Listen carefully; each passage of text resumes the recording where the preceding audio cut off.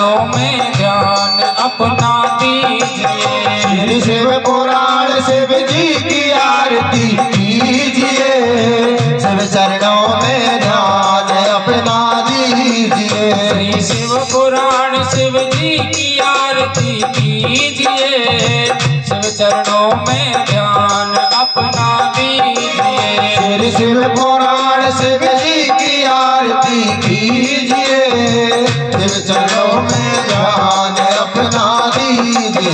ये महाग्रंथ है शिव पुराण, सद्मार्ग बताने वाला, मुक्ति को दिलाने वाला, मुक्ति को दिलाने वाला, मुक्ति को दिलाने वाला।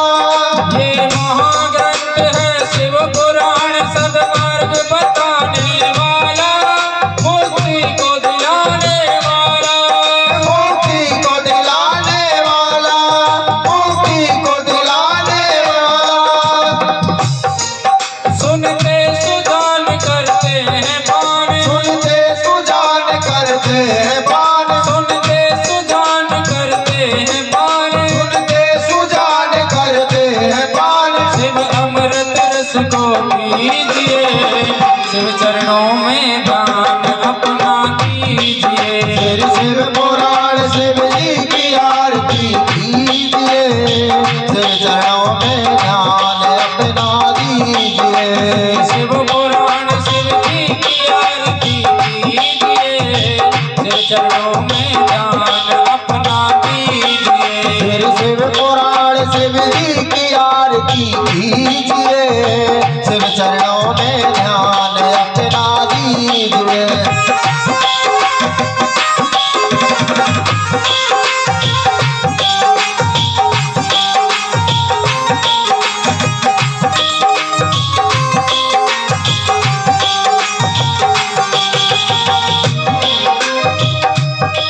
झांकी अनूप कल्याण रूप सबके मन को ये भाए, मन मंदिर में बस जाए, मन मंदिर में बस जाए, मन मंदिर में बस जाए।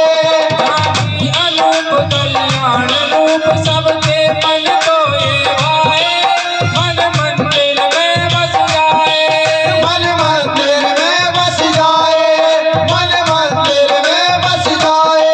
शिव ध्यान लगा मन को भी जगा, शिव ध्यान लगा मन को भी जगा, शिव ध्यान लगा मन को भी जगा, शिव ध्यान लगा मन को भी जगा। तन मन धर अर्पण कीजिए, शिव चरणों में ध्यान अपना दीजिए। श्री शिव पुराण शिव जी की आरती कीजिए, शिव चरणों में ध्यान अपना दीजिए। शिव पुराण शिव जी की आरती कीजिए, शिव चरणों में ध्यान अपना दीजिए। श्री शिव पुराण शिव जी की आरती कीजिए, शिव चरणों में ध्यान अपना दीजिए।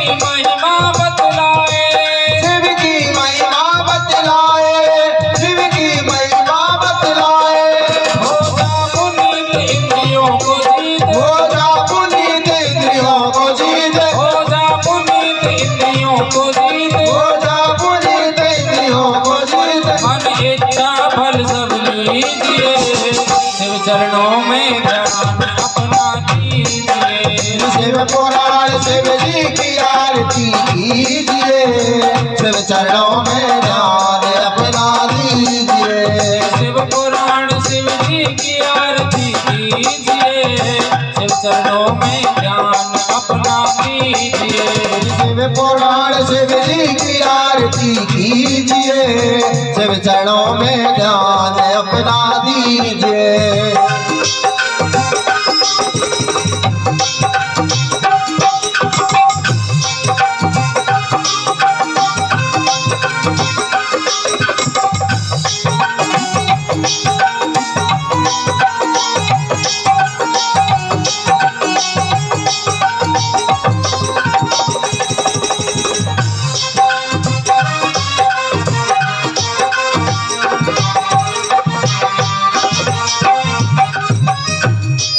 ये विश्वनाथ करते सनाथ सब दुख मिटाने वाला, सब पार लगाने वाला, भव पार लगाने वाला, भव पार लगाने वाला।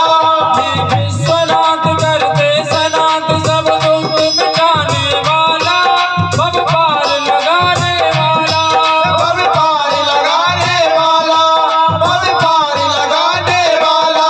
नमो नमः शिवाय ओम नमः शिवाय, नमो नमः शिवाय ओम नमः शिवाय, नमो नमः शिवाय ओम नमः शिवाय। नमो नमः शिवाय ओम नमः शिवाय। रमाकांत को शरण में लीजिए, शिव चरणों में ध्यान अपना दीजिए। शिव पुराण शिव जी की आरती कीजिए, शिव चरणों में ध्यान अपना दीजिए।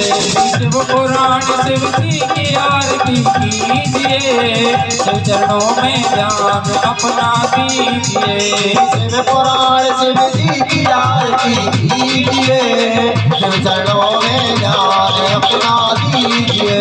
शिव चरणों में ध्यान अपना दीजिए।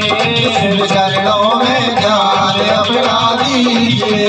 कर्पूर गौरव करुणावतारम संसार सारम भुजगेन्द्रहारम। सदा वसंत में जार वेंदे भवाम भवानी सैतम नमामि। त्वमेव माता च पिता त्वमेव, त्वमेव बन्धु सखा त्वमेव, त्वमेव वेद्या द्रविणं त्वमेव, त्वमेव सर्वं मम देव देव। त्वमेव सर्वं मम देवदेव, त्वमेव सर्वं मम देव देव। त्वमेव सर्वं मम देवदेव।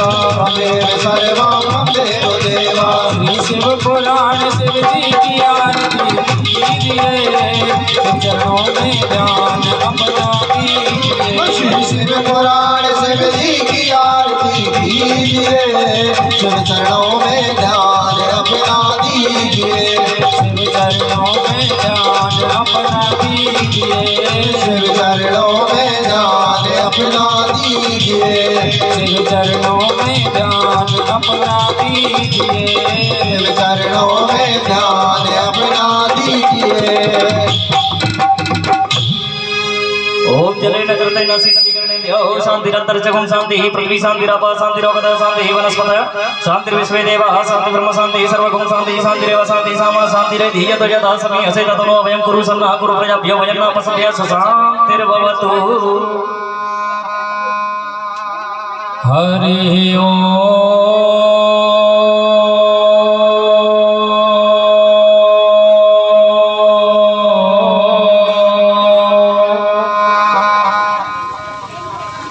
हरि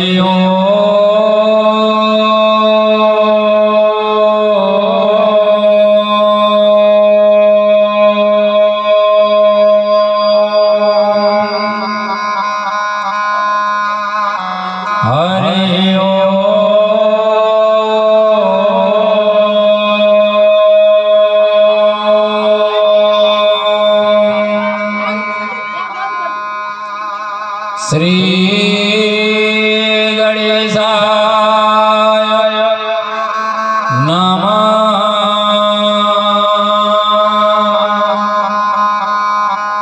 श्री सरस्वती नमः। श्री गुरुवे नमः।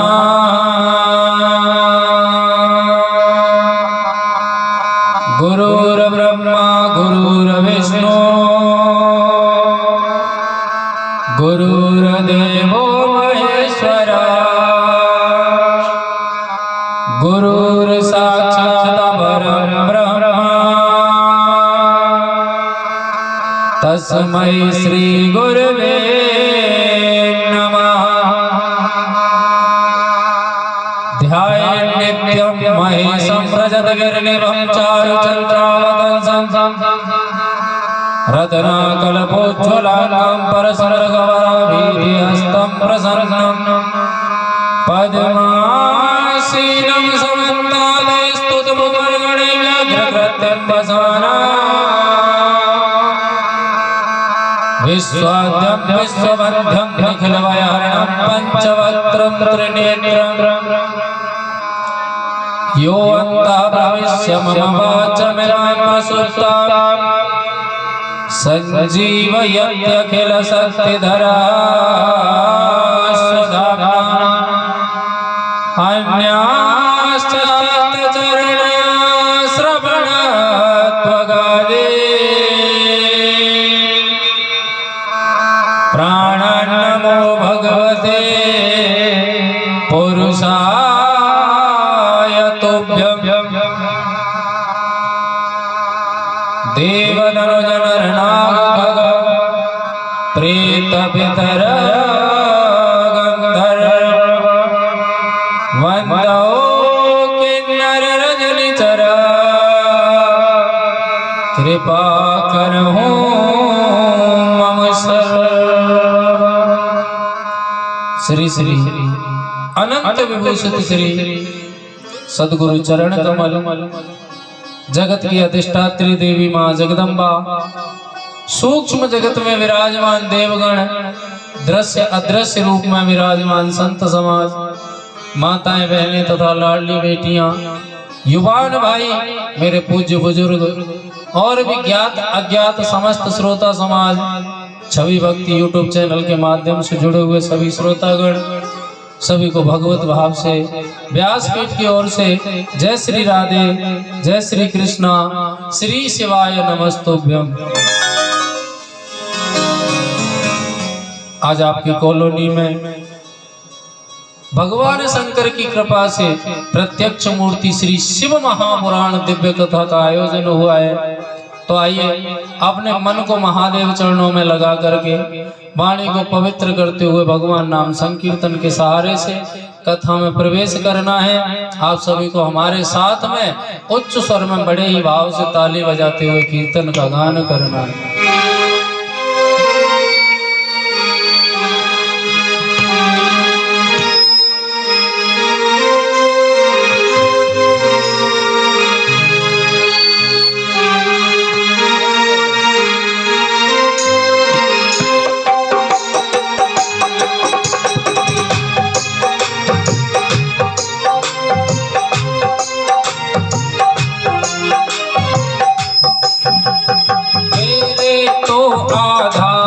सिया राम के चरणार बिंद मेरे तो आधार सिया राम के चरणार बिंद मेरे तो आधार सिया राम के चरणार बिंद मेरे तो आधार सिया राम के चरणार बिंद सीता के चरणार बिंद राम के चरणार बिंद सीता के चरणार बिंद राम के चरणार बिंद सीता के चरणार बिंद राम के चरणार बिंद सीता के चरणार बिंद राम के चरणार बिंद मेरे तो आधार सिया राम के चरणार बिंद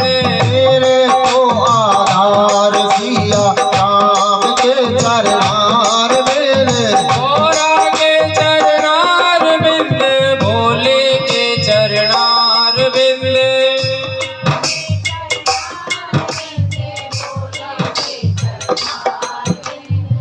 कहते हैं भगवान का नाम उच्चारण सभी को करना चाहिए और खूब उच्च स्वर में करना चाहिए, थोड़ा तेज बोलना चाहिए। अगर हम भगवान का नाम जापते हैं तो हमारे खाते में लिखा जाएगा और आप जापोगे तो आपके खाते में लिखा जाएगा। इसलिए आपको भी हमारे साथ में गाना है। गौरा के चरणार बिंद, भोले के चरणार बिंद,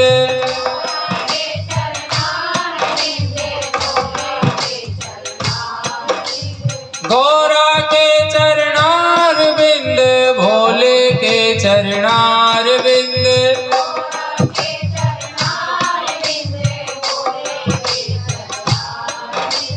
मेरे तो आधार भोले बाबा के चरणार बिंद, मेरे तो आधार भोले बाबा के चरणार बिंद, मेरे तो आधार। हर शंभो।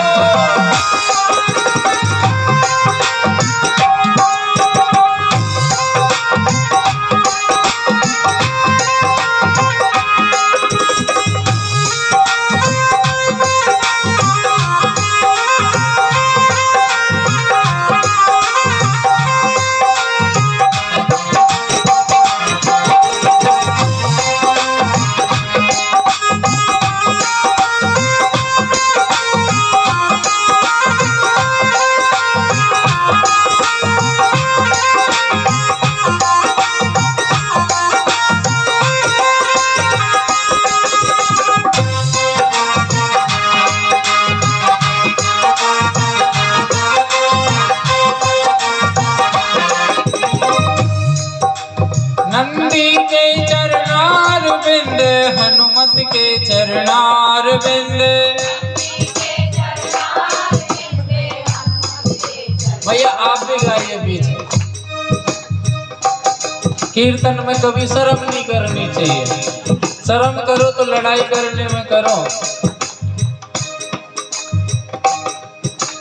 नंदी के चरणार बिंद, हनुमत के चरणार बिंद,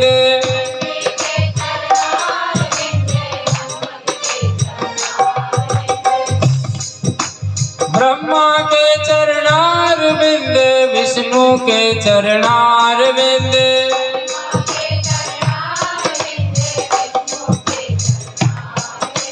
ब्रह्मा के चरणार बिंद, विष्णु के चरणार बिंद,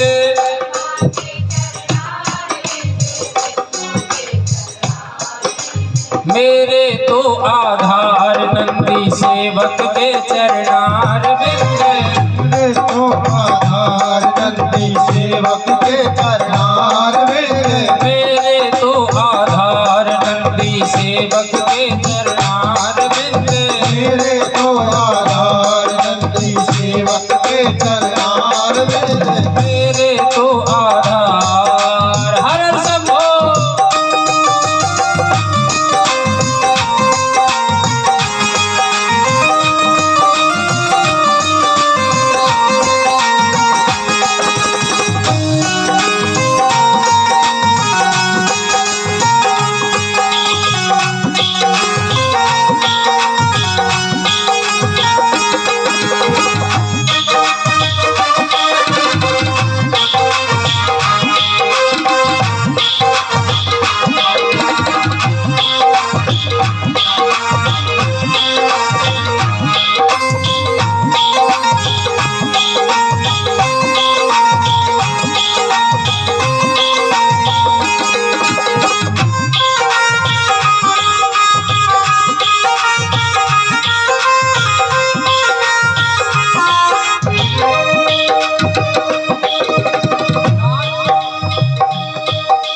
नारद के चरणार बिंद, भक्तों के चरणार बिंद,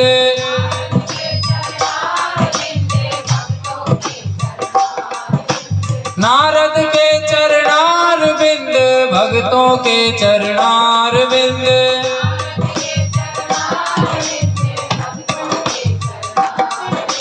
राधे के चरणार बिंद, कृष्णा के चरणार बिंद,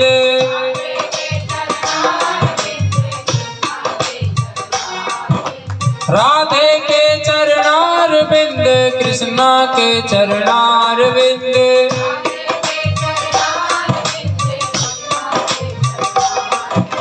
मेरे तो आधार सिया राम के चरणार बिंद, मेरे तो आधार सिया राम के चरणार बिंद, मेरे तो आधार भोले बाबा के चरणार बिंद, मेरे तो आधार भोले बाबा के चरणार बिंद, मेरे तो आधार नंदी सेवक के चरणार बिंद, मेरे तो आधार नंदी सेवक के चरणार बिंद, मेरे तो आधार हनुमत बाबा के चरणार बिंद, मेरे तो आधार हनुमत बाबा के चरणार बिंद। उठाइए दोनों हाथ और भोलेनाथ के सबसे प्रिय मंत्र का जाप करना है। ओम नमः शिवाय, ओम नमः शिवाय, हरि ओम नमः शिवाय, ओम नमः शिवाय, हरि ओम नमः शिवाय, ओम नमः शिवाय, हरि ओम नमः शिवाय, ओम नमः शिवाय, हरि ओम नमः शिवाय, ओम नमः शिवाय, हरि ओम नमः शिवाय, ओम नमः शिवाय, हरि ओम नमः शिवाय, ओम नमः शिवाय, हरि ओम नमः शिवाय, हरि ओम नमः शिवाय, ओम नमः शिवाय, हरि ओम नमः शिवाय, हरि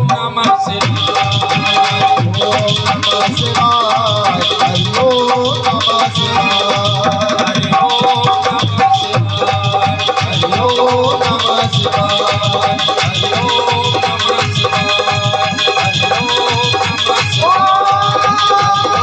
शिवाय, हरि ओम नमः शिवाय, हरि ओम नमः शिवाय। हरि ओम नमः शिवाय। बोली शंकर भगवान की जय हो, श्री शिव महापुराण की जय हो, नमः पार्वती पते हर हर हर महादेव शंभो। वैसे हर हर का उच्चारण 2 बार होता है, लेकिन कथा के अंतर्गत 3 बार होता है। कितनी बार होता है? 3 बार बोलना है, हर हर हर महादेव। और हर हर महादेव की उच्च स्वर लहरी ऐसी होनी चाहिए कि अगर भोलेनाथ समाधि में भी बैठे हो ना कैलाश पर्वत पे, तो उनकी समाधि खुल जाए। एक बार बोल के देखो, नमः पार्वती पते हर हर हर महा शंभो।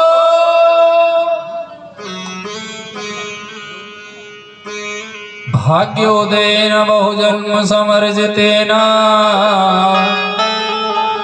सत्संगमं च लभते पुरुषो यदा वै अज्ञान हेतु कृत मोह मदान्धकारनाशं विधाय हि ततोदयते विवेकः।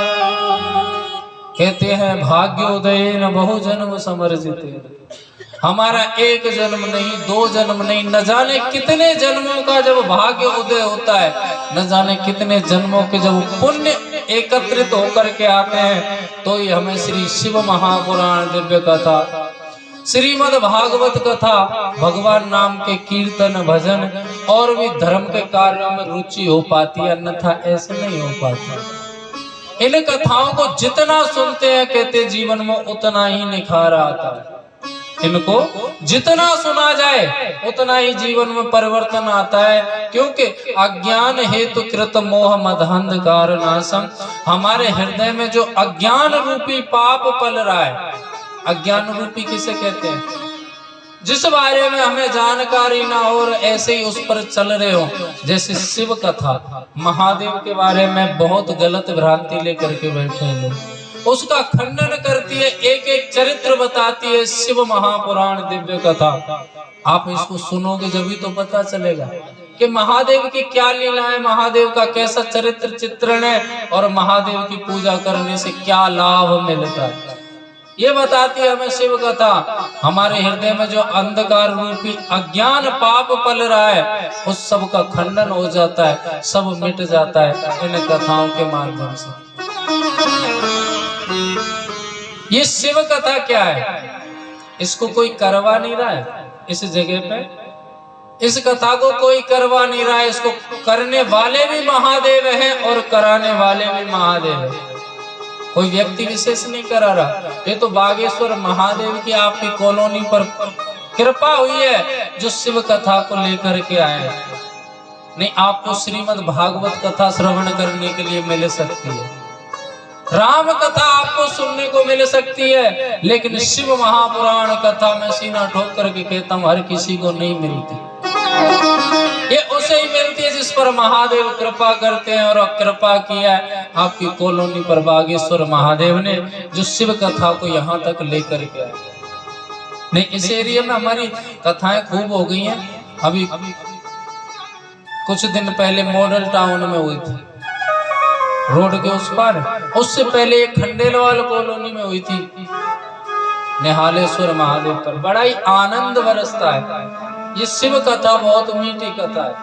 शुरुआत में तो ऐसे लगता है न जाने क्या है, लेकिन इस कथा से इतना लगाव हो जाता है कि इसके अलावा फिर कुछ अच्छा भी नहीं लगता।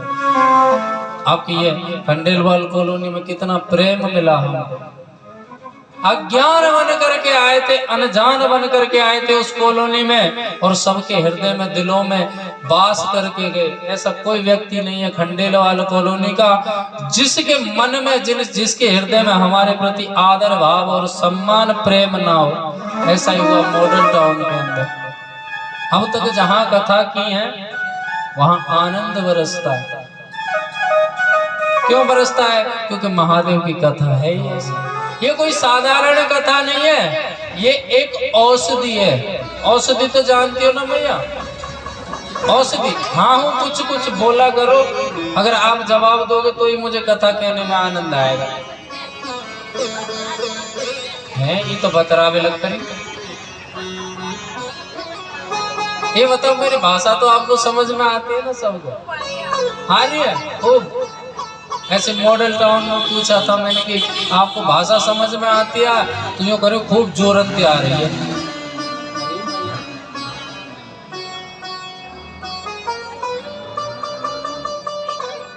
ये शिव कथा कोई साधारण कथा नहीं है, ये औषधि है। औषधि तो जानते हो, दवाई। ये एक दवाई है। अगर शरीर में कैसा भी कष्ट हो, कैसा भी रोग हो, अगर 7 दिन कथा श्रवण कर लो आप एकाग्र मन से, आप 8वें दिन खुद कह दोगे कि महाराज जी ये दुख था मुझे और वो समाप्त हो गया। ये शिव कथा एक औषधि प्रताप ही है इसका ऐसा, क्योंकि ये महादेव की कथा है जिसे भोलेनाथ के नाम से जाना जाता है। किसके नाम से? भोलेनाथ। भोले का मतलब समझते हो? जो बिल्कुल अनजान। आज के समय में जो भोला व्यक्ति मिल जाए, भोला भगत मिल जाए, उसे पागल समझते हैं लोग। लेकिन उसी महादेव का नाम एक महाकाल है। क्या है? महाकाल, जो प्रलय लाने में समय नहीं लगाता। और उसी महादेव का, उसी भोले भंडारी का एक और नाम है जिसे मृत्युंजय महादेव के नाम से जानते हैं, जो वैद्य का रूप है। वैद्य जानते हो? डाकधरी बोले, हाँ, डॉक्टर का रूप है। और इस डॉक्टर से तो सभी डॉक्टर नीचे, इससे ऊपर तो कोई है ही नहीं। ये एक ऐसा डॉक्टर है कि मृत आदमी को भी जीवित कर दे महामृत्युंजय के प्रभाव से, चाहे हो 5 सेकंड के लिए, लेकिन मरे हुए को भी जीवित कर देता है। इसी का मंत्र है महामृत्युंजय, जिसे हम जानते हैं। अपने बच्चों से स्मरण कराना चाहिए, क्योंकि महामृत्युंजय जाप से एक ही फायदा नहीं है, उससे तो फायदा ही फायदा है। जो मंद बुद्धि बालक होते हैं, जिनका पढ़ने में मन नहीं लगता, उससे नित्य 5 बार जाप करवाओ महामृत्युंजय का। महामृत्युंजय मंत्र तो जानते होंगे, कौन कौन नहीं जानता? हाथ उठाओ। ना जानते? आपको महामृत्युंजय नहीं आता? महामृत्युंजय आजकल तो मोबाइल पे ऐसी सुविधा है, कुछ भी निकालो। ओम त्र्यंबकम जजामहे सुगंधिम पुष्टिवर्धनम उर्वारुकमिव वंदनान् मृत्युर्मुक्षीयमामृतात्। इसका नित्य अपने बालकों से जाप करवाओ कम से कम 5 बार। फिर देखना 21 दिन के अंदर कितना प्रभाव होता है उसके मस्तिष्क पर। आइए कथा पर चलते हैं, एक तो समय ही आज बहुत ज्यादा हो गया।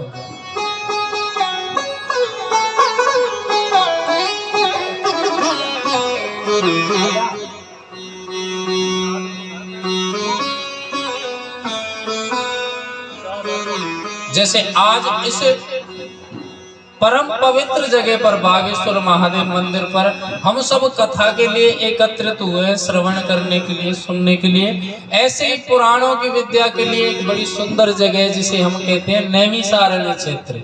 क्या कहते हैं? नैमिषारण्य क्षेत्र। और नैमिषारण्य क्षेत्र में 88,000 महात्मा रहते हैं। कितने रहते हैं? 88,000 संत जन रहते हैं। उनको सोनकादि नाम से संबोधित किया गया है। उनको कहते हैं 88,000 ऋषियों को सोनकादि, जिनकी उम्र है लाखों वर्ष की। लाखों वर्ष की जिनकी उम्र है, ऐसे ऐसे महात्मा है उस मंडली में। वो क्या करते थे कि प्रातः अपनी सैया से उठते, अपना नित्य कर्म करते और नित्य कर्म करने के बाद में एक जगह पर आकर के बैठ जाते। और उनके बीच में क्या काम रहता? भगवान नाम की चर्चा। कोई भी एक प्रसंग छेड़ देते भगवान के बारे में जानने के लिए, उसी में पूरा दिन निकल जाता था। और उन्हीं महात्माओं के बीच में एक महर्षि वेदव्यास जी के परम लाडले शिष्य थे जिनका नाम था रोमहर्षण। वो आया करते थे, जिन्हें सूत जी नाम से संबोधित किया गया है पुराण में। वो आते थे, केवल उम्र थी 20 वर्ष की। कितने वर्ष की? एक दिन की बात है कि जैसे सोनकादि ऋषि अपने नित्य कर्म से बैठे हुए थे तो कहते हैं सूत जी आ जाते हैं। वही 20 वर्ष का ब्राह्मण का बालक, और उसे देख करके लाखों वर्ष जिनकी उम्र है सभी खड़े होकर के स्वागत सत्कार करने लगे। जैसे आज अभी कथा प्रारंभ हो रही थी, मैं आ रहा था, आपने खड़ा होकर के आदर सम्मान दिया। इसी प्रकार से खड़े होकर के आदर सम्मान देते थे। कोई साष्टांग प्रणाम कर रहा है तो उस बालक ने देखा तो पीछे की ओर लौट करके और साष्टांग लेट करके उन ऋषियों को प्रणाम करते। और मुख से आवाज आई कि प्रभु आप ये क्या करते हैं? मैं तो आपके सामने एक छोटा सा तुच्छ सा बालक हूँ, उम्र भी मेरी 20 वर्ष की है, और आप इतने बड़े बड़े महात्मा मुझे प्रणाम करते हैं, मुझे दोष लगेगा प्रभु। तो कहते हैं उन संतों ने बड़ी ऊंची सी व्यास गद्दी बनाई, उस पर उनको बिठाया और उनसे पूछा कि सूत जी आप ये बताएं कि आप बड़ा किसे मानते हैं? ये बच्चा खड़ा है, इसको बैठाओ। बेटा नीचे बैठ जाए ना, हाँ यहीं बैठ जाओ, खड़े मत होना। कहते सूत जी को व्यास गद्दी पर बिठाया ऊंचे से आसन पर और उनसे पूछा, बोले प्रभु आप ये बताएं बड़ा किसे मानते हैं? बड़ा आप किसे मानते हैं? धन वृद्धा बल वृद्धा आयुर्वृद्धास्तथैव च ते सर्वेपि ज्ञानम किंकरा शिष्य किंकरा। हो सकता है आप उसे बड़ा मानते हैं जो धन में बड़ा है, करोड़पति है, अमीर है, जिसके पास धन की कोई कमी नहीं है, शायद आप उसे बड़ा मानते हैं, लेकिन हम उसे बड़ा नहीं मानते। बल वृद्धा हो सकता है आप जो शक्तिवान है, पहलवान है, ताकतवर है, आप उसे बड़ा मानते होंगे, लेकिन सूत जी हम उसे भी बड़ा नहीं मानते। आयुर्वृद्धास्तथैव च यदा कदा हो सकता है आप उसे बड़ा मानते हो जो उम्र में बड़ा है, लेकिन हम उसे भी बड़ा नहीं मानते। हम किसे बड़ा मानते हैं? ते सर्वेपि ज्ञानम किंकरा शिष्य किंकरा। जो ज्ञान में सबसे बड़ा होता है, ज्ञानवान होता है, जो संबोधित करता है, हम उसे बड़ा मानते हैं। इसलिए सूत जी आप ज्ञानवान में हमसे करोड़ों उम्र बड़े हो, करोड़ों गुना बड़े हो, इसलिए आज आपसे कुछ पूछने का मन होता है। कहते हैं संतों के पास में व्यर्थ की बात नहीं करनी चाहिए। सूत जी को बिठाया और तुरंत उनसे प्रश्न कर दिया। जीवाश्वासुरतां प्राप्ता प्रायो घोरे कलाव्या तस्य संशोधने किमहि विद्यते परमायन। प्रभु आज हमें कोई ऐसा मंगलमय प्रसंग सुनाइए जो सांसारिक मनुष्य अपने कर्मों के द्वारा कष्टों को भोग रहे हैं, उनके कष्ट की निवृत्ति हो सके। सीधा साधा प्रश्न किया 2 शब्दों में। कोई ऐसा मंगलमय प्रसंग सुनाइए जिसके श्रवण मात्र से जो सांसारिक मनुष्य अपने कर्मों के द्वारा कष्टों को भोग रहे हैं, उनके कष्ट की निवृत्ति हो सके, उनके दुख दूर हो सके। तो सूत जी ने कहते हैं उनका प्रश्न सुन करके गदगद हो गए, आनंद से मन भर आया। क्यों? क्योंकि ये जो प्रश्न किया था उन्होंने संतों ने जन कल्याण के लिए किया था। जन कल्याण के लिए समझते हो? ये कथा हमसे सुन, हमने प्रश्न किया है, सूत जी सुनाएंगे और ये कथा जन जन में जाएगी, जिसे सुन सुन करके सबका कल्याण होगा। पुरुषस्येन यत कार्य म्रियमाणस्य सर्वदा। सूत जी कह रहे हैं आपका प्रश्न सुन करके आनंद आ गया ऋषियों। आज हम आपको वायु पुराण कहते हैं, हमारी 18 पुराण है। कितनी पुराण है? 18 पुराण, जिसमें 18वें नंबर की जो पुराण आती है उसे हम कहते हैं, उसे हम जानते हैं श्रीमद् भागवत महापुराण के नाम से। लेकिन जो चौथे नंबर की है वायु पुराण, जो चौथे नंबर पर आती है वायु पुराण, उसी का नाम है ये शिव महापुराण। और ये शिव महापुराण कोई साधारण नहीं, ये 24,000 ग्रंथों का, 24,000 श्लोकों का इसमें सार है। 24,000 श्लोक है और भागवत में कितने हैं? 18,000। भागवत जी में 12 स्कंद हैं और श्री शिव महापुराण में 11 खंड और 7 संहिताएं। कितनी संहिताएं? ये कथा कई प्रकार से की जाती है। आपके यहाँ जो कथा हो रही है पार्वती शिव महापुराण के नाम से, खंडेलवाल नगर में हुई वो सती शिव महापुराण के नाम से थी। आपके यहाँ पर हो रही है पार्वती शिव महापुराण के नाम से। सूत जी कह रहे हैं सोनकादि ऋषि जो चौथे नंबर की है वायु पुराण, जिसे हम श्री शिव महापुराण के नाम से जानते हैं, आज उसका प्रसंग आपको सुनाते हैं, जिसको सुनने मात्र से कहते हैं मनुष्य को मुक्ति मिल जाती है। जो शरीर में कैसा भी कष्ट होता है उसके कष्ट की निवृत्ति हो जाती है। प्रदीप मिश्रा जी की कथा तो आप सुनते हैं सब लोग, क्योंकि प्रदीप मिश्रा जी ने इसका जन जन में प्रचार किया। उनके पास पत्र आते हैं, कहते हैं शिव महापुराण सुनने से और रुद्राक्ष का जल पान करने से, बिलपत्र प्रसाद में भक्षण करने से कैंसर तरीके की बीमारी ठीक हो जाती है। जिसके लिए डॉक्टर हाथ खड़े कर देते हैं कि हमारे पास व्यवस्था नहीं है साहब, इसको ले जाओ। और हमारे भोलेनाथ कहते हैं केवल रुद्राक्ष के जल से और बिलपत्र भक्षण से, शिव महापुराण श्रवण करने से कैंसर भी ठीक हो जाती है मेरे यहाँ पर। क्योंकि भोलेनाथ की कथा ही ऐसी दिव्यमयी है और भोलेनाथ की सुंदर छवि किस किस ने देखी है? भोलेनाथ की सुंदर छवि किस किस ने देखी है? कहते हैं संसार में जितने भी देव है ना हमारे, कितने हैं? 33 कोटि देवी देवता है। कोटि का मतलब समझते हो कितने होते हैं? 33 कोटि कितने होते हैं? करोड़। यहीं पर हम अनर्थ करते हैं, यहीं पर हम अनर्थ करते हैं। हमारी शास्त्र वेद उपनिषद कहते हैं कि हमारे 33 कोटि देवी देवता हैं और अंग्रेजों ने इसका खंडन करके उसको करोड़ कर दिया। लेकिन यहाँ कोटि शब्द का मतलब होता है प्रकार।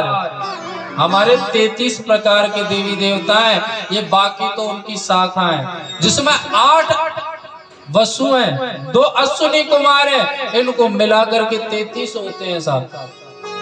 33 करोड़ नहीं है, 33 प्रकार के देवी देवता हैं और सबको अपना अपना कार्य सौंप रखा है। अंग्रेजों ने कोटि को करोड़ कर दिया। भोलेनाथ की सबसे सुंदर छवि कब दर्शन करने के लिए मिलती है? जब माता पार्वती को विवाहने के लिए जाते हैं, ब्याह करने के लिए, तो दरवाजे पर उनकी माता पार्वती की मैना कह देती है कि इस वेश में अपनी पुत्री का विवाह नहीं करूंगा। जब भगवान विष्णु ने सजाया था उनको, कुबेर भंडारी से वस्त्र अलंकार लेकर के आए थे। हमारे 33 कोटि देवी देवता उनकी शाखाएं, ऐसा कोई निराला देव नहीं है जो भोलेनाथ के स्वरूप से मोहित ना हुआ हो। हम मोहित होने की छवि में नारायण को समझते हैं और जानते हैं, लेकिन भोलेनाथ से सुंदर कोई सा देव नहीं है। मोहनी मूरत पे भोले दिल दीवाना हो गया, मोहनी मूरत पे भोले दिल दीवाना हो गया, मोहनी मूरत पे भोले दिल दीवाना हो गया, मोहनी मूरत पे बाबा दिल दीवाना हो गया, मोहनी मूरत पे बाबा दिल दीवाना हो गया, दिल दीवाना हो गया, बोले दिल मस्ताना हो गया, दिल दीवाना हो गया बाबा, दिल मस्ताना हो गया, मोहनी मोहनी मोहनी मूरत पे बाबा दिल दीवाना हो गया, मोहनी मूरत पे बाबा दिल दीवाना हो गया।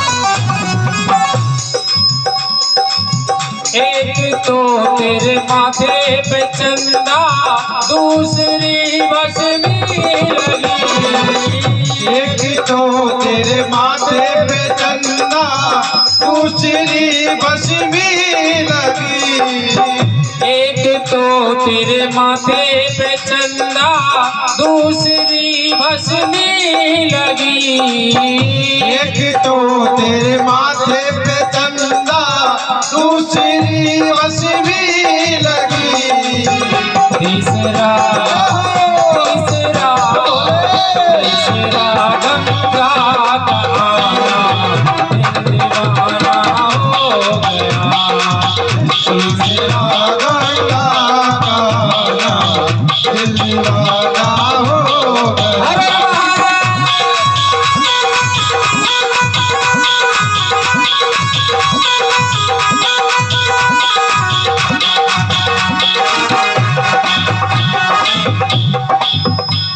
जब भगवान का कीर्तन हो या भजन हो तो ताली जरूर बजानी चाहिए। इसमें मिस्टेक है, कीर्तन में ताली जरूर बजानी चाहिए। इसके दो फायदे होते हैं, बताऊं? पहला फायदा तो ये है कि हमारे आसपास में जो मक्खी मच्छर भटक रहे हैं, ये चपेट में आ जाने से समाप्त हो जाते हैं। दूसरा,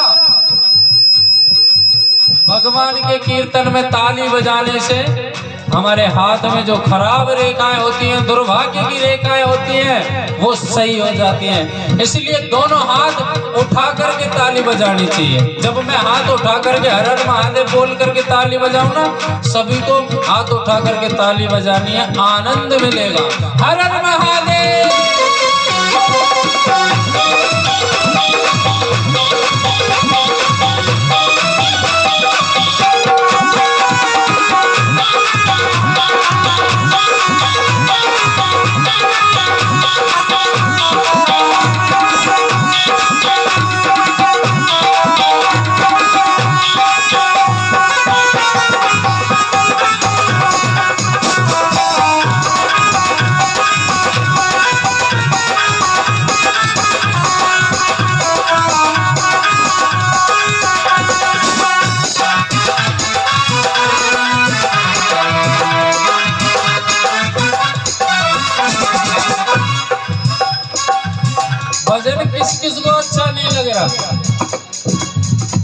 आपको अच्छा नहीं लग रहा?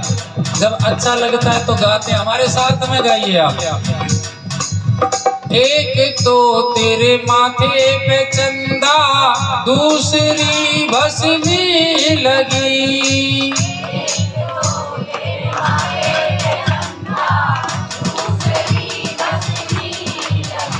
भैया आप भी गाइए, आनंद मिलेगा। कहते हैं साथ में ना तो कुछ गया है और ना तो कोई लेकर के आया और ना ही कुछ जाएगा। जाएगा तो केवल अपने हाथ से किया हुआ दान और अपनी जिह्वा से लिया हुआ भगवान का नाम। इसलिए कीर्तन में और भजन में तो ऐसे गाना चाहिए जैसे पड़ोसन से लड़ाई हो रही हो। एक तो तेरे माथे पे चंदा, दूसरी भस्मी लगी।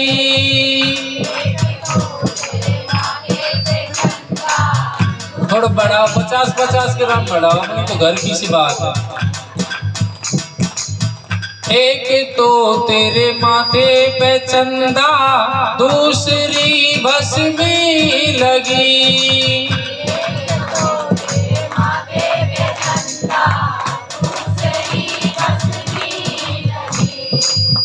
तीसरा तीसरा तीसरा गंगा का आना, दिल दीवाना हो गया।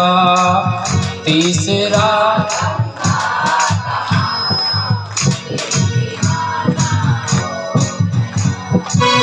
सांवली सूरत में बाबा मस्ताना हो गया। सांवली सूरत पे बाबा दिल दीवाना हो गया।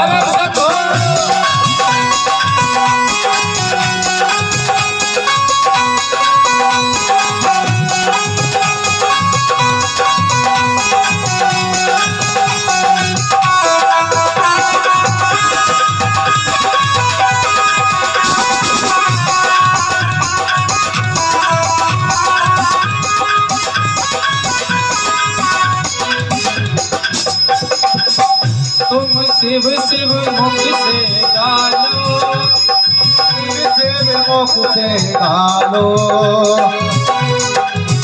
तुम शिव शिव मुख से गालो, तुम शिव शिव मुख से गालो। बाबा से लगन लगा लो, बाबा से लगन लगा लो। बाबा से लगन लगा लो, लगन लगा लो। हम काशी के वासी, हम काशी के वासी, भक्त महाकाल के। हम काशी के वासी, भक्त महाकाल के।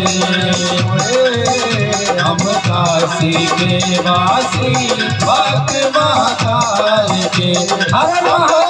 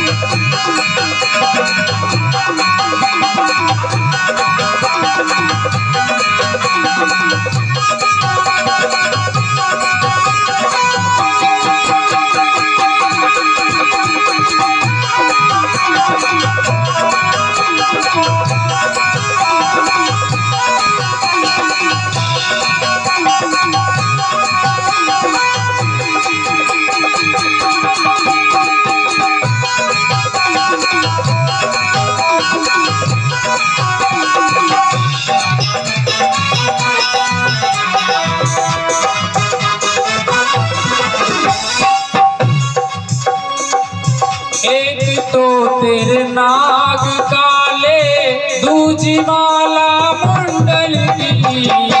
एक तो तेरे नाग काले, दूजी माला मुंडल की।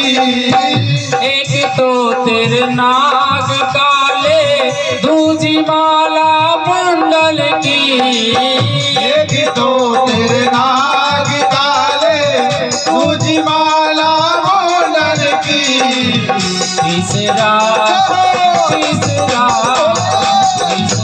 मृग छाल वाले दीवाना हो गया। तीसरा मृग छाल वाले दिल दीवाना हो गया। दिल दीवाना हो गया, बोले दिल मस्ताना हो गया। दिल दीवाना हो गया, बोले दिल मस्ताना हो गया।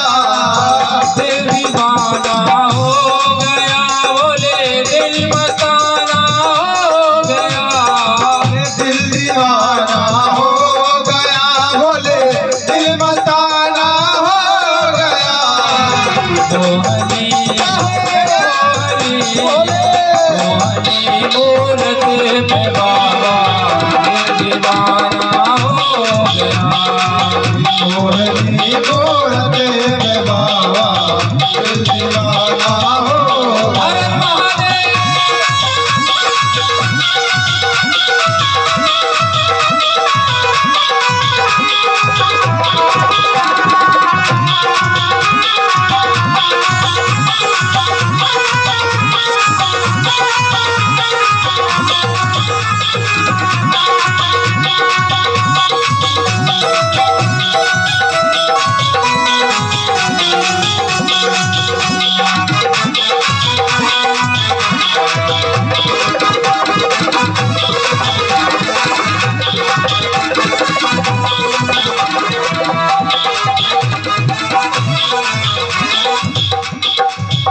एक तो दानी बड़े हो, दूजी लंका दान की। एक तो दानी बड़े हो, दूजी लंका दान दी। मेरे भोलेनाथ दानी भी है। किसको पता है कि भोलेनाथ दानी है? सोने की लंका रावण को दान कर दी। एक तो दानी बड़े हो, दूजी लंका दान की। एक तो दानी बड़े हो, दूजी लंका दान की। तीसरा नकदी है सेवक दिल दीवाना हो गया। तीसरा नदी है सेवक दिल दीवाना हो गया। हर महादेव।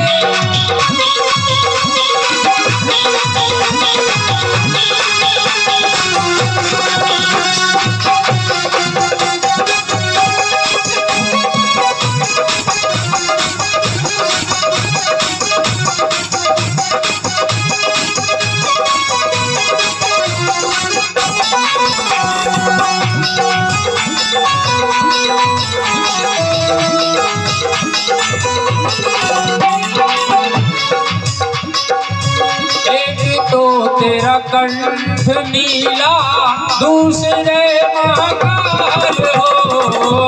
एक तो तेरा कंठ नीला, दूसरे महाकाल हो। एक तो तेरा कंठ नीला, दूसरे महाकाल हो। एक तो तेरा कंठ नीला, दूसरे महाकाल हो। आप भी गाइए हमारे साथ, सभी को गाना है, बाबाओं से भी मेरा निवेदन है। एक तो तेरा कंठ नीला, दूसरे महाकाल हो।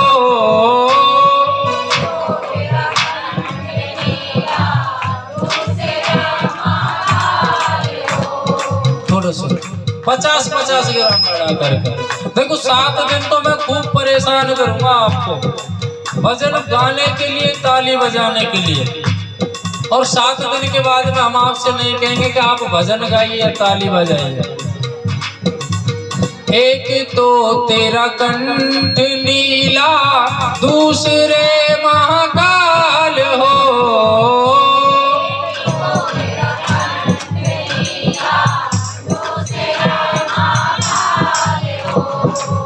तीसरा तीसरा तीसरा तीसरा तीसरा तीसरा त्रिनेत्रधारी दीवाना हो गया। तीसरा त्रिनेत्रधारी दीवाना हो गया। दिल दीवाना हो गया, बोले दिल मस्ताना हो गया। दिल दीवाना हो गया, बोले दिल मस्ताना हो गया। दिल दीवाना हो गया बाबा, दिल मस्ताना हो गया। दिल दीवाना हो गया बाबा, दिल मस्ताना हो गया।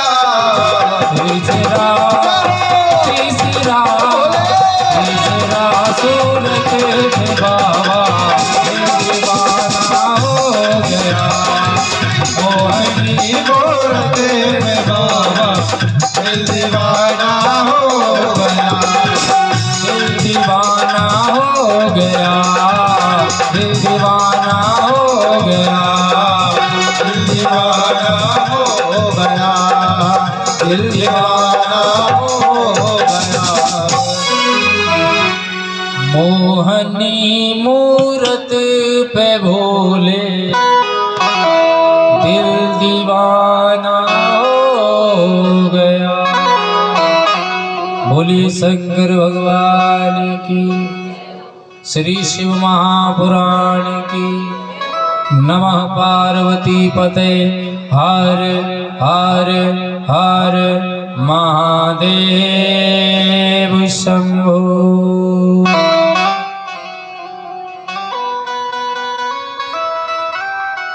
कहते सूत जी से प्रश्न किया है शौनकादि ऋषियों ने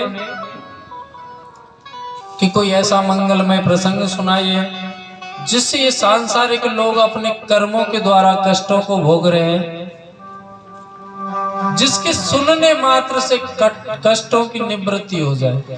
तो सूत जी ने वायु पुराण यानी शिव महापुराण का प्रसंग उनको सुनाने का प्रयत्न किया। शौनकादि ऋषियों ने कहा प्रभु इसको पहले किसने सुना है,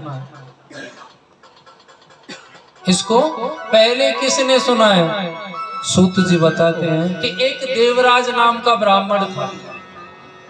देवराज नाम का ब्राह्मण था, लेकिन उसका जन्म केवल ब्राह्मण कुल में हुआ था।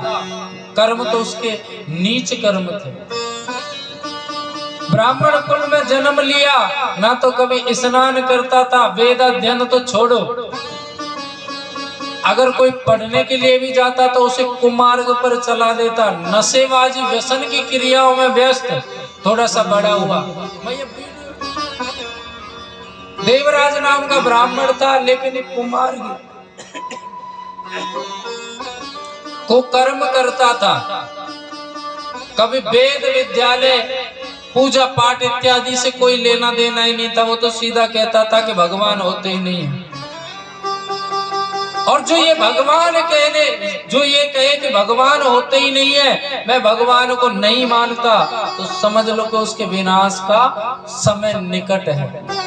ये सत्यता है, कड़वी सच्चाई है।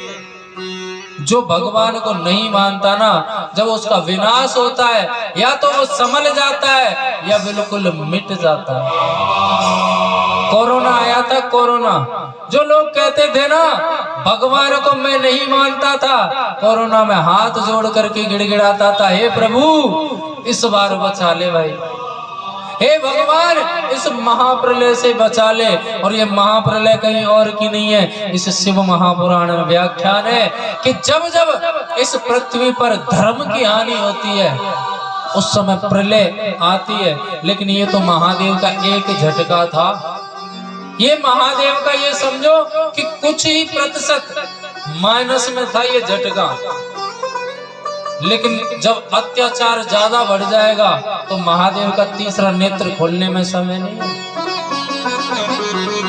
कुछ ही समय में हाहाकार मचा दिया, हिम्मत नहीं हुई घर से बाहर निकलने की अच्छे की। और सबसे ज्यादा परलोक वही सिधारे जो ये कहते थे कि भगवान को मैं नहीं मानता। किसी को ऑक्सीजन की कमी, किसी को कोई टेंशन, समय आने पर सब सुधार लिए। कोरोना में शायद मेरी नजर में कोई गरीब तो गया ही नहीं, क्योंकि गरीबों का कोई नहीं होता महादेव के अलावा, भगवान के अलावा। और जो भगवान पर विश्वास करते उसका बाल विवाह का नहीं हो सकता। देवराज नाम का ब्राह्मण था, कुमार्गी था। अगर कहीं पर धर्म का कार्य हो रहा है वहां पर विघ्न डालता था आकर के, उसे धर्म का कार्य नहीं होने देता था। और कहते अश्लीलता जहां पर होती थी वहां बढ़ावा देता था। जय हो खंडेलवाल नगर, जय श्री राधे। कुमार्गी हो गया, जीवन में उसका नियम बन गया कि जब तक 2-4 घरों में कलेश ना करवा देता था प्रतिदिन, जब तक उसे चैन नहीं पड़ता था, विवाह तो उसका हुआ नहीं। और तुम जानो कि रडुआओं की जिंदगी कैसे कटती है। प्रातः निकलते घर से, जिसके घर 11 बजे जाकर के राम राम करते, समझ लो भोजन वही बनेगा उसका। इधर की इधर बढ़ाना, कहने का मतलब है जैसे उसकी उम्र बीतती गई और बुद्धि बिगड़ती गई। हत्याएं करने लगा, गौ हत्या करने लगा, पशुओं को मारने लगा। और कहते हैं जब उसका बुढ़ापा आ गया तो महादेव के जितने भी मंदिर थे ना, ये सब जंगलों में मिलते थे। जंगलों में क्यों मिलते थे? कि संत महात्मा जंगलों में निकल जाते थे अपने मन को एकाग्र करने के लिए। और सबसे सीधा साधा देव है मेरा भोलेनाथ, ये सबसे सीधा साधा देव है भोलेनाथ, इसी की आराधना करते थे। अगर ये समाधि से बाहर हो तो केवल महादेव नाम से, उच्चारण से, अगर किसी के हृदय से महादेव उच्चारण निकल जाए शुद्ध मन से, उसी पर प्रसन्न हो जाए। भोलेनाथ है, कोई 1 लोटा जल चढ़ाए तो खुश, कोई भांग चढ़ाए तो खुश, कोई धतूरा चढ़ाए तो प्रसन्न, और कोई घंटा चुराने के लिए खुद चढ़ जाए तो प्रसन्न। ऐसा निराला देव है क्या? और कहते हैं जब हद से ज्यादा बाहर बात हो जाती है तो इसका तीसरा नेत्र भी खुलने में समय नहीं लगता, महाकाल का रूप धारण करने में समय नहीं लगता। पहले मंदिर, कहते हैं महादेव को स्थापित करते थे, महादेव की आराधना करते थे जंगलों में जाकर के। ये देवराज नाम का ब्राह्मण बुढ़ापे में जंगल की ओर निकल गया। निकल क्यों गया? कि महादेव की प्रेरणा से गया था। महादेव ने रास्ता दिखाई, उसकी बुद्धि को घुमाया, जब तो वो जंगल की ओर गया।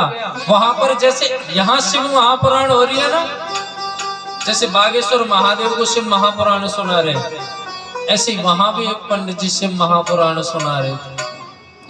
पंडित जी का शरीर बिल्कुल क्षीण हो गया देवराज नाम के ब्राह्मण का, और चला नहीं जा रहा, तो जल पान करने के लिए वहां पर गया, जलपान किया और शरीर में सामर्थ्य नहीं थी, जो बैठ गया।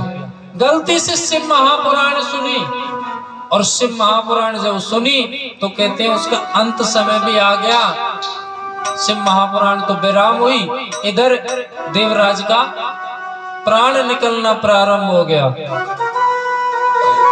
चित्रगुप्त ने कहा दूतों से कि जाओ देवराज नाम के ब्राह्मण को लेकर के आओ। यमराज बोले सुनो चित्रगुप्त, इसके लिए मैं स्वयं जाऊंगा, क्योंकि ये साधारण पापी नहीं है, ये दूतों के बस की बात नहीं, इसलिए मैं जाऊंगा। अपनी 4 व्हीलर को निकाला यमराज ने। यमराज की 4 व्हीलर कौन सी है पता है?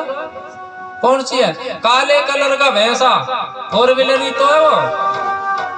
आज की भाषा में बात करो तो अपनी 4 व्हीलर को निकाला और चल दिए। कहते हैं गले में पासा डाला था। यमराज पापियों को जब लेकर के जाते हैं ना, तो गले में पट्टा डाल करके ले जाते हैं घसीटते हुए। जैसे ही गले में पासा डाला, भोलेनाथ प्रकट नंदी बाबा को लेकर के। रुको यमराज, आवाज सुनी भोलेनाथ की, साष्टांग प्रणाम किया यमराज ने। इसे कहाँ लेकर के जा रहे हो? बोले प्रभु इसको तो रौरव नाम के नरक में डाला जाएगा। ऐसा कोई भी पाप नहीं है पृथ्वी पर जो इसने ना किया हो। ब्राह्मण कुल में जन्म लेते हुए भी कर्म नीच के। भोलेनाथ ने कहा यमराज अब ये रौरव नरक में जाने लायक नहीं रहा। तो प्रभु बोले पहले तो इसके गले से पासा निकालो, ये कैलाश पर जाएगा। मतलब ये आज से मेरे साथ रहेगा कैलाश पर्वत पर। यमराज ने छोड़ दिया क्योंकि भोलेनाथ का वाक्य था, भोलेनाथ के वचन थे, इसलिए छोड़ना पड़ा। कहते सभी को अपने अपने कार्य में लगा रखा है भोलेनाथ ने। नारायण सलाह देते हैं लेकिन इशारा इस सृष्टि में क्या कब होना है ये भोलेनाथ का रहता है। ये सृष्टि भोलेनाथ के इशारे पर चलती है। देव अपना अपना कार्य करते हैं इशारे पर, और अंत जब समय आता है जब भोलेनाथ अपना रूप दिखाते हैं जिसे संहारकर्ता के नाम से जानते हैं। ये सृष्टि तीन पर बनी हुई है। ये सृष्टि तीन पर बनी हुई है, ब्रह्मा विष्णु और महेश। कौन को नाम है? ये तो हमारे मामा जी को नाम है। किसका नाम है? महेश, महादेव का। पक्की पता है? फिर तो महादेव को ही ऐसा जब पता है तो महादेव का ही होगा। ये सृष्टि और तीनों को कार्य अलग अलग। इस सृष्टि को बनाते हैं ब्रह्मा जी, पालन पोषण करते हैं नारायण, और अंत समय जब आता है भोलेनाथ तुरंत समेट लेते हैं संहार करके। ये कथा आगे आएगी। देवराज नाम के ब्राह्मण को नहीं ले जाने दिया। कहते शौनकादि ऋषियों को जब ये प्रसंग सुना रहे थे तो किसी संत की समझ में ये बात नहीं आई। खड़े होकर के प्रभु क्षमा करना, एक शंका है, और शास्त्र कहते हैं कि अगर कोई शंका आती है उसको हृदय में नहीं रखना चाहिए, क्योंकि हृदय में शंका रखना महापाप होता है। या तो उसका खंडन करे या फिर उस पर ध्यान ना दे। इसलिए प्रभु हमें ये बताए, हमको ये बात तो समझ में आती है कि अगर कोई नारायण का भक्त है और नारायण का नाम लेने से उसका उद्धार करते नारायण, तो अपने दूतों को भेजते हैं, अपने सैनिकों को भेजते हैं, अपने पार्षदों को भेजते हैं। भगवान विष्णु खुद नहीं आते भक्त को लेने के लिए, लेकिन ये भोलेनाथ ये स्वयं आए, ये किसी गण को भेज देते। बोले यही तो फर्क है और देवताओं में और मेरे भोलेनाथ में, और देवों में और देवों के देव महादेव में यही तो फर्क है। वो अपने भक्त को स्वयं जाते हैं लेने के लिए, किसी गण को नहीं भेजते, और अपनी 4 व्हीलर पर बिठा करके ले जाते हैं। भोलेनाथ की 4 व्हीलर कौन सी है? नंदी बाबा। नंदी बाबा पर बिठा करके ले जाते हैं। शौनकादि ऋषि बोले प्रभु एक और शंका, नंदी पर बिठा करके क्यों ले जाते हैं? बोले बताया ना, यही तो कृपा है भोलेनाथ की कि अपने भक्त को नंदी पर बिठा करके ले जाते हैं और खुद पैदल पैदल जाते हैं। क्योंकि माता पार्वती को वचन दिया था कि पार्वती इस नंदी पर बैठूंगा, या तो तुम्हारे साथ बैठूंगा, किसी और के साथ नहीं बैठूंगा, या फिर अकेला बैठूंगा। इसलिए स्वयं पैदल पैदल जाते हैं। सूत जी कहते हैं ये तो जीव के हाथ में होता है कि महादेव की भक्ति करके सफेद कलर की ऑडी में जाना चाहेगा, या कुकर्म करके यमराज के साथ में काले कलर की टवेरा में जाना चाहेगा। ये भक्त यानी जीव के हाथ में फैसला होता है। भोलेनाथ को कहते हैं नंदी की तस्वीर को देख करके कोई तो कुछ कहता है, कोई कुछ कहता है, लेकिन सत्य कोई अनाड़ी कहता है, कोई मदाड़ी कहता है भोलेनाथ को। लेकिन वो ऐसा नहीं है, वो देवों का भी देव है, यानी देवताओं का भी देवता। मेरे भोले बाबा को, ये भजन तो सब पे आता होगा, देखोगे चालू, ऐसे ही तो भगत चाहिए मुझे। मेरे भोले बाबा को अनाड़ी मत समझो, मेरे भोले बाबा को अनाड़ी मत समझो, मेरे भोले बाबा को अनाड़ी मत समझो, मेरे भोले बाबा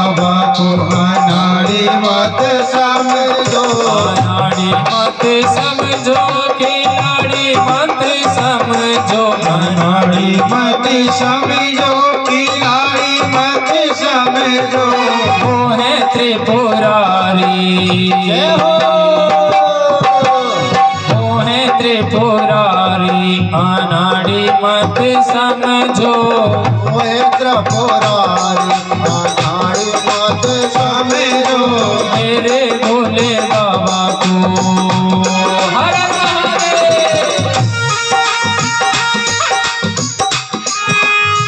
अगर भजन में नाचने का मन करे ना भक्तों तो नाचना जरूर चाहिए, क्योंकि कहते हैं अगर भगवान के कीर्तन में जो नाच लिया उसे 84 लाख योनियों में नाचने की आवश्यकता नहीं है। नाचने में शर्म नहीं करनी चाहिए। हर हर महादेव।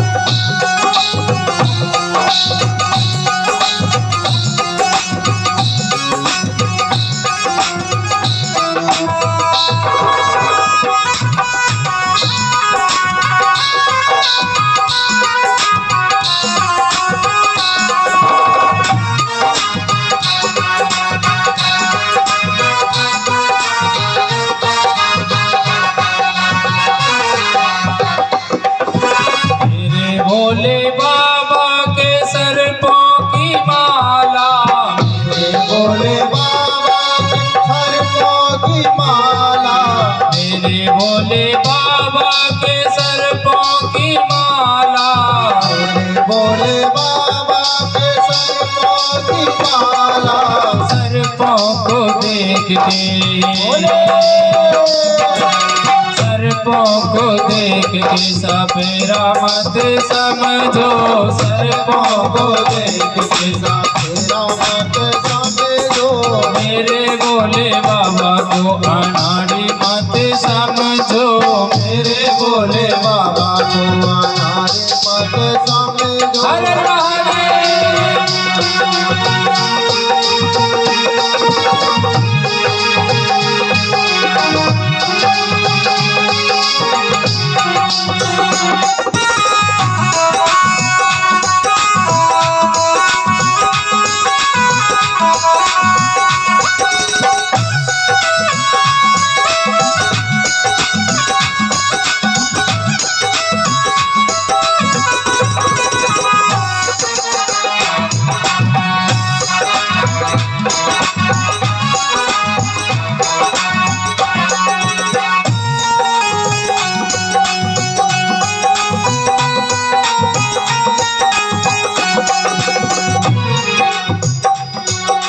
मेरे भोले बाबा के हाथों में डमरू मेरे भोले बाबा के हाथों में डमरू मेरे भोले बाबा के हाथों में डमरू मेरे भोले बाबा के हाथों में डमरू डमरू को देख के माधारी मत समझो डमरू को देख के माधारी मत समझो माधारी मत समझो खिलाड़ी मत समझो माधारी मत समझो खिलाड़ी मत समझो माधारी मत समझो खिलाड़ी मत समझो माधारी मत समझो खिलाड़ी मत समझो वो है त्रिपुरारी भोले वो है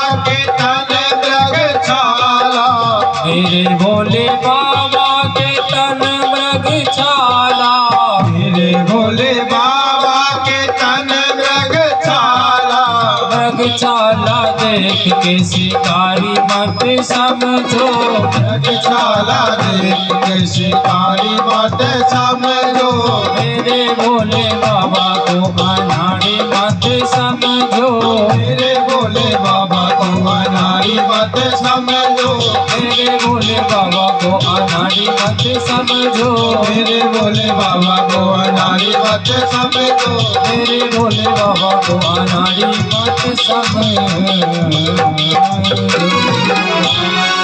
बोलिए शंकर भगवान की जय हो, श्री शिव महापुराण की जय हो। नमः पार्वती पते हर हर हर महादेव शंभो। सोनकादि ऋषियों को सूत जी ने देवराज नाम के ब्राह्मण की कथा सुनाई कि केवल कथा श्रवण मात्र से ही भोलेनाथ ने अपने नंदी पर बैठा करके कैलाश ले गए और अपना गण बना लिया और अपने पास रखने लगे। जिसने जीवन में कोई सत्कर्म नहीं किया और अंत से समय में केवल श्री शिव महापुराण सुनी, उसके प्रभाव से वो कैलाश पर चला गया।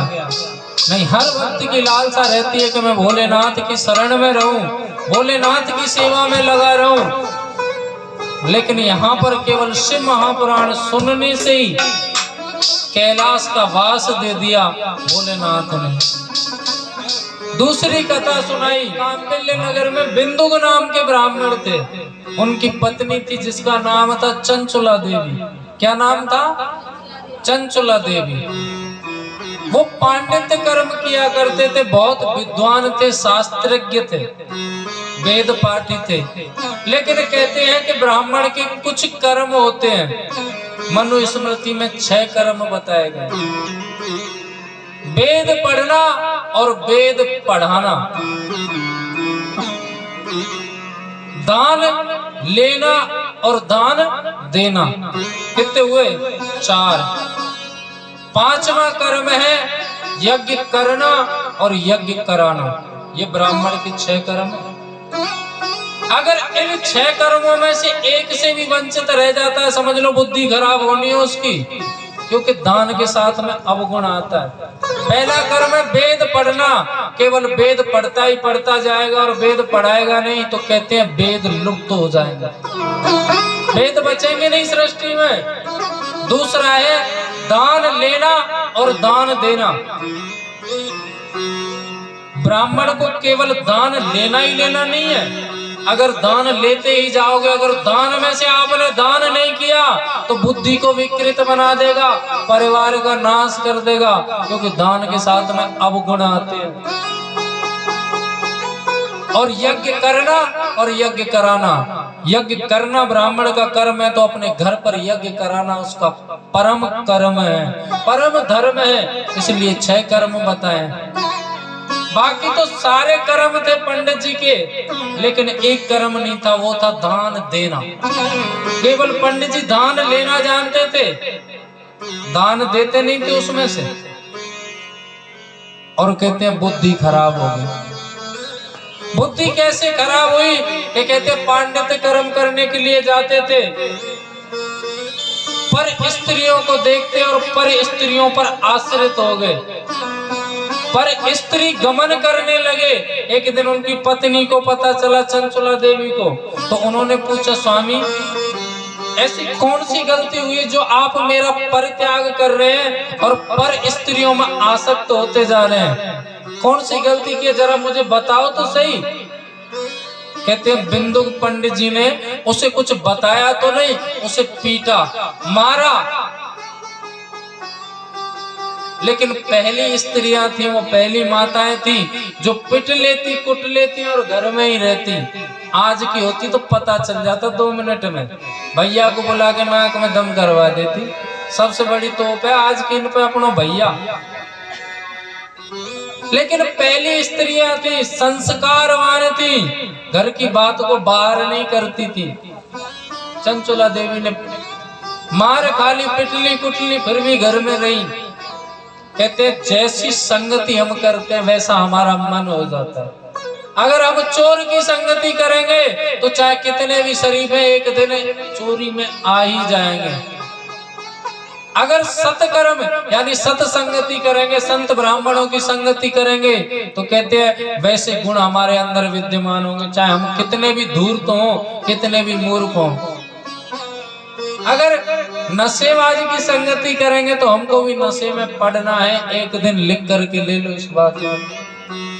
चंचला देवी दिन में पंडित जी पूजा पाठ के लिए जाते थे, रात को लौट करके आते थे, दान का अन्न खाते थे, पंडित जी के सानिध्य में रहती थी। एक दिन चंचला देवी भी अपने कर्म से भटक गई। जिस मार्ग पर देवर कहते ये बिंदु को चल रहा था उसी पर ये चल दी। इन्होंने पर पुरुष आसक्ति प्रारंभ कर दी। एक दिन की बात बिंदु को पता चला, दोपहरी में आया घर, पत्नी से आकर के बोला ये मैं क्या सुन रहा हूँ, समाज में क्या बात उड़ रही है, तुझे पता है समाज में मेरा कितना नाम है, बेइज्जती हो रही है मेरी। चंचला देवी बोला क्या हुआ स्वामी? बोले लोग इस तरीके की बातें कर रहे हैं। तो चंचला देवी ने हंस करके कहा कौन सी समाज और कौन सी तुम्हारी इज्जत? एक दिन मैंने आपसे पूछा था स्वामी कि मैंने ऐसा कौन सी गलती की है जीवन में जो आपने मेरा परित्याग किया है, जरा बताओ तो सही। आपने मुझे बताने के बजाय मारा पीटा, और आज मैं आपके ही रास्ते पर जा रही हूं तो आपकी समाज में बेइज्जती है। ये तो समझ से बाहर है हमारे। बिंदु ब्राह्मण लालची था, कहते जब बुद्धि खराब होती है ना तो अच्छे विचार बिल्कुल नहीं आते। बोले तो चंचला ऐसा काम कर जिससे 2 पैसे की आमदनी हो घर में। कहने का मतलब है सीधे साधे शब्दों में अपनी पत्नी को वैश्यावृत्ति पर उतार दिया। समय आने पर बिंदु ब्राह्मण के तो प्राण निकल गए। ये वैश्यावृत्ति कब तक चलती है? जब तक हमारे चेहरे पर चमक है। चेहरे पर से चमक खत्म हुई उसके बाद में कोई वैश्यावृत्ति नहीं चलती, ठोकर खाते हुए घूमते हैं। चंचला देवी के साथ में भी ऐसा ही हुआ। एक दिन अपनी मन की शांति खोजने के लिए वो जंगलों में चली गई और वहां भी शिव महापुराण हो रही थी।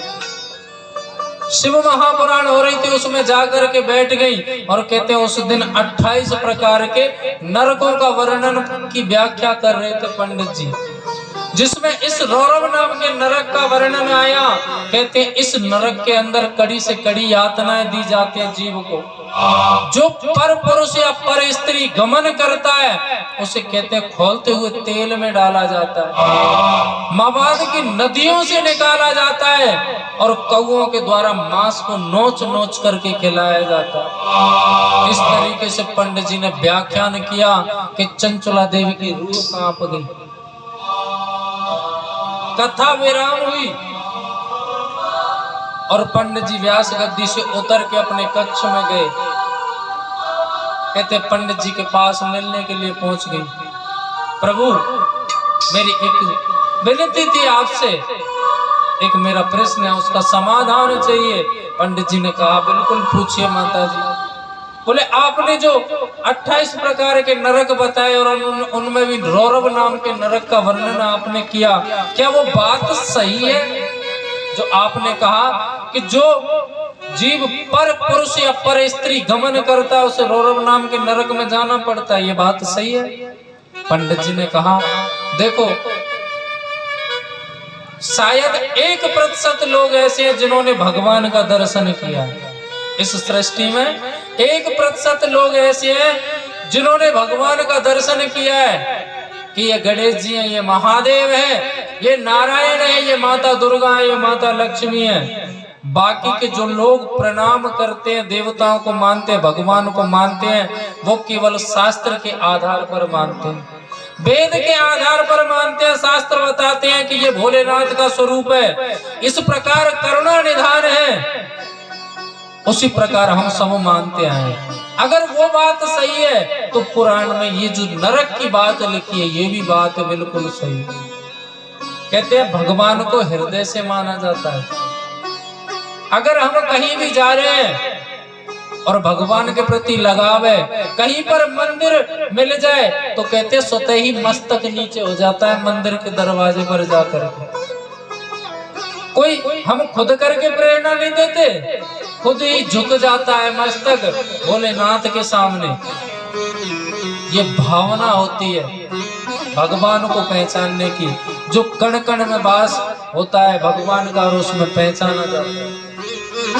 अगर वो बात सही है माता जी, तो ये रौरव नाम के नरक की बात है वो भी बिल्कुल सही है। फिर कहते थोड़ी देर तो चंचला देवी चुप रही, फिर उन्होंने दोबारा पूछ लिया, प्रभु अगर ऐसा कोई जीवन में गलत कार्य हो गया हो या गलती बन गई हो तो उसकी प्रायश्चित का कोई उपाय? पंडित जी ने कहा शिव महापुराण आप कराइए। पंडित जी कितना खर्चा आएगा? पंडित जी ने खर्चा बता दिया। पंडित जी मेरी तो सामर्थ्य नहीं है इतनी, तो कैसे करें? बोले सामर्थ्य नहीं है तो कोई बात नहीं है। शिव महापुराण कहती है कि जो जन कल्याण के लिए सामूहिक कथा होती है, जन कल्याण के लिए सामूहिक कथा समझते हो? ये जो कथा हो रही है जन कल्याण के लिए हो रही है। किसी भक्त की सामर्थ्य कराने की शिव महापुराण और किसी की नहीं है। मन में धारणा है कि मैं शिव महापुराण कराऊं, लेकिन धन की वजह से वो नहीं करवा पाते। कहते हैं भक्ति 3 प्रकार से होती है, तन मन और धन। अगर तन ठीक है और मन ठीक है, धन नहीं है, तो आप भक्ति से वंचित हैं। अगर तन ठीक नहीं है, मन और धन है, तो भी आप भक्ति का पूर्ण लाभ लेने से वंचित हैं। तीनों ही होना आवश्यक है। अब सामर्थ्य तो हमारी है नहीं शिव महापुराण कराने की, और मन में बड़ी लालसा है। पंडित जी बता रहे हैं चंचला देवी से जहां भी सामूहिक कथा होती है आप उसमें लाभ ले सकती हैं। एक दिन यजमान बन करके, एक दिन के मुख्य यजमान बन करके आप उसमें अपना पूजन पाठ कराइए। जो भी सामग्री आती है पूजन की वो आप लेकर के आइए, अपने हाथों से पूजा कराइए, पंडित जी द्वारा करवाएंगे। अपनी सामग्री अर्पण कीजिए। अगर कुछ बच जाए उसमें तो आप अपने घर ले जाए। अगर आपकी सामर्थ्य है, श्रद्धा है, तो शिव महापुराण में चढ़ा दे के हमारी काम में ले ले। काशी नगरी जाऊंगी बहन विश्वनाथ मनाऊंगी, मोहे लागी मोहे लागी मोहे लागी लगन बोलेगी, विश्वनाथ मनाऊंगी मोहे लागी लगन बोलेगी, विश्वनाथ मनाऊंगी। काशी नगरी जाऊंगी बहन विश्वनाथ मनाऊंगी, काशी नगरी जाऊंगी बहन विश्वनाथ मनाऊंगी। मोहे लागी लगन बोलेगी, विश्वनाथ मनाऊंगी। मोहे लागी लगन बोलेगी, विश्वनाथ मनाऊंगी। अरे बहादुर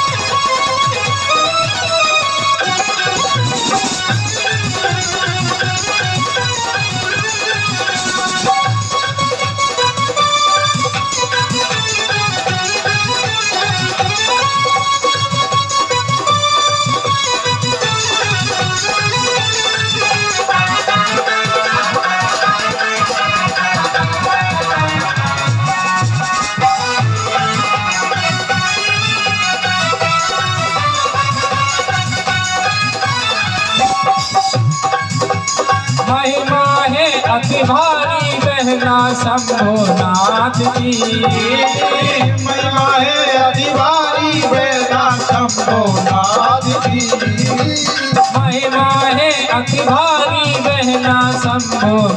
नाथ की महिमा है अति भारी वेदा शंभुनाथ की जाती है रही दुनिया दीवानी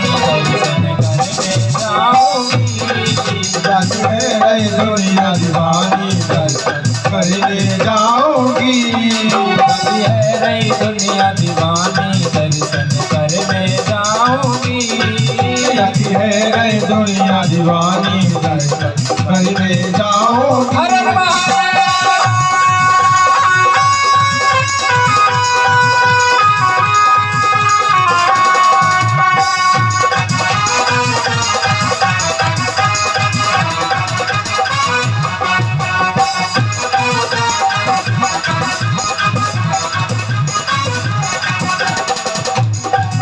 शिव शंकर भोले त्रिपुरारी शिव शंकर भोले त्रिपुरारी तेरी मूरत है जग में न्यारी शिव शंकर भोले त्रिपुरारी तेरी मूरत है जग में न्यारी शिव शंकर भोले त्रिपुरारी तेरी मूरत है जग में न्यारी शिव शंकर भोले त्रिपुरारी तेरी मूरत है जग में न्यारी तेरी मूरत है जग में न्यारी तेरी सूरत है सबसे प्यारी तेरी मूरत है जग में न्यारी तेरी सूरत है जग से प्यारी तेरी मूरत है जग में न्यारी तेरी सूरत है सबसे प्यारी तेरी मूरत है जग में न्यारी तेरी सूरत है जग से प्यारी शिव शंकर भोले भंडारी शिव शंकर भोले भंडारी तेरी मूरत है जग में न्यारी शंकर भोले भंडारी तेरी मूरत है जग में हर हर शंभो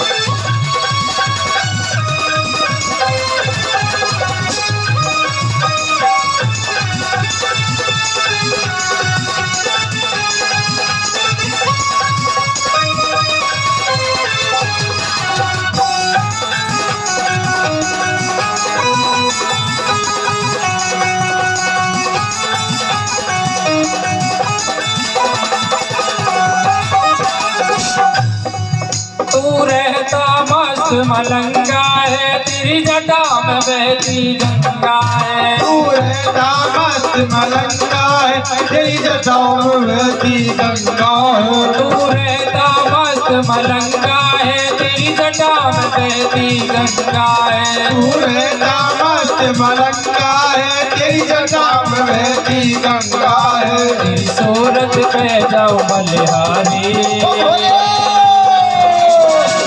उठाइए दोनों हाथ और क्या कहना है तेरी सूरत पे जाओ बलिहारी तेरी मूरत है जग में न्यारी तेरी शंकर भोले भंडारी तेरी महिमा है जग में न्यारी तेरी सूरत है सबसे प्यारी तेरी मूरत है सबसे प्यारी शंकर भोले भंडारी तेरी मूरत है जग में न्यारी शंकर भोले भंडारी तेरी मूरत है सबसे प्यारी बोली शंकर भगवान की जय हो श्री शिव महापुराण की जय हो नमः पार्वती पते हर हर हर महा ऐसे पड़ोसी भी ना सुने भोले बाबा तू जब सुनेगा थोड़े उच्च स्वर में बोलना है सबको कसम है अपने अपने पड़ोसी की नमः पार्वती पते हर हर हर महा शंभो कल आरती श्री त्रिपुरारी की उमापति गंगाधारी की आरती श्री त्रिपुरारी की उमापति गंगाधारी की आरती श्री त्रिपुरारी की उमापति गंगाधारी की आरती श्री त्रिपुरारी की उमापति गंगाधारी की आरती श्री त्रिपुरारी की उमापति गंगाधारी की सिर पे जटा जूट सोहे सिर पे जटा जूट सोहे सिर पे जटा जूट सोहे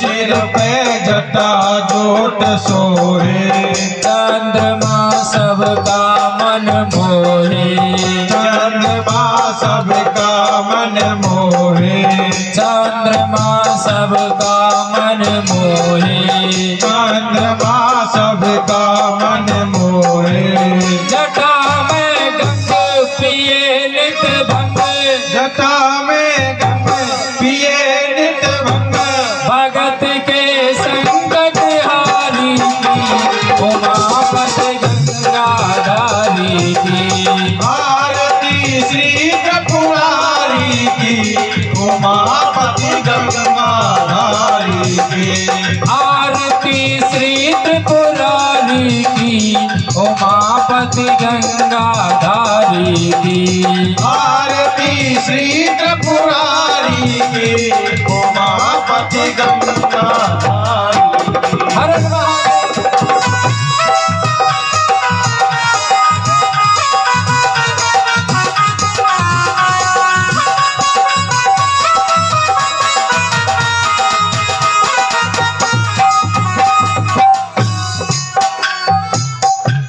जगत में सबसे बड़ी है शान जगत में सबसे बड़ी शान जगत में सबसे बड़ी है शान जगत में सबसे बड़ी शान बजे डमरू की मीठी तान बजे डमरू की मीठी तान बजे डमरू की मीठी तान बजे डमरू की मीठी तान गले में नाग जगाए भाग गले में नाग जगाए बाग नादिया के असवारी की उमापति गंगाधारी की आरती श्री त्रिपुरारी की उमापति गंगाधारी की आरती श्री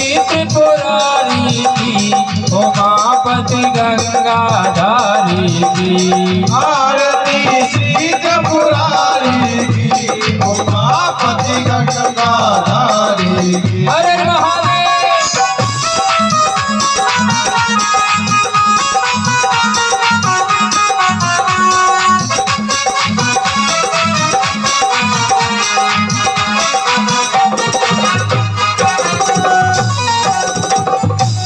सदा शिव तीन नेत्रधारी सदा शिव दीन नेत्रधारी सदा शिव तीन नेत्रधारी सदा शिव दीन नेत्रधारी गवर जा संग सोहे प्यारी गवर जा संग सोहे प्यारी गवर जा संग सोहे प्यारी गवर जा संग सोहे प्यारी करे कल्याण मेरे शिव नाम करे कल्याण मेरे शिव नाम शिव बागंबरधारी की उमापति गंगाधारी की आरती श्री त्रिपुरारी की उमापति गंगाधारी की आरती श्री त्रिपुरारी की उमापति गंगाधारी की आरती श्री त्रिपुरारी की उमापति गंगाधारी हर की संभव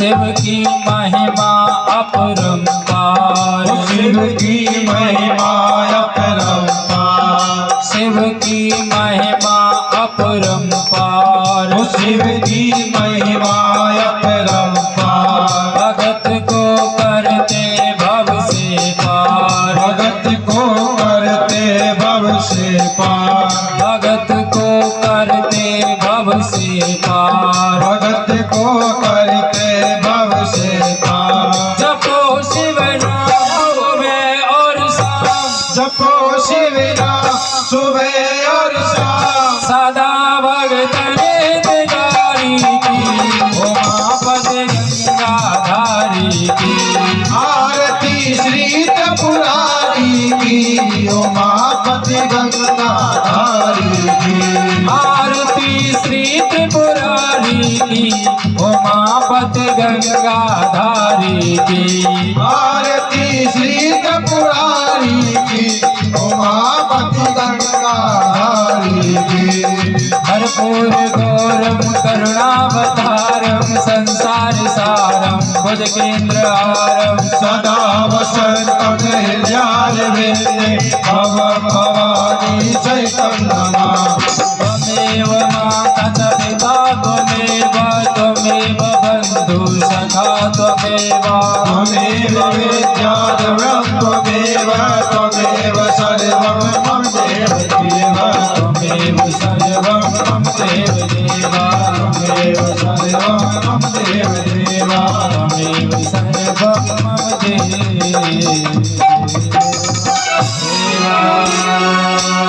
ओम जले नेत्रतेन शीतलीकरण देवो शांतिरंतरिक्षगो शांतिः पृथ्वी शांतिरापः शांतिरोगतः शांतिः वनस्पतयः शांतिर्विश्वे देवाः शांति ब्रह्म शांति सर्वगुण शांति शांतिरेव शांतिः सामा शांतिरेधीयतो यथा समीयसे ततो नो अभयं कुरु सन्नः कुरु प्रजाभ्यो भजन्ना पशुभ्यः सुशान्तिर्भवतु देवादिवन्दनं पुष्पं गृहीत्वा मत् मंत्र पुष्पाञ्जलिं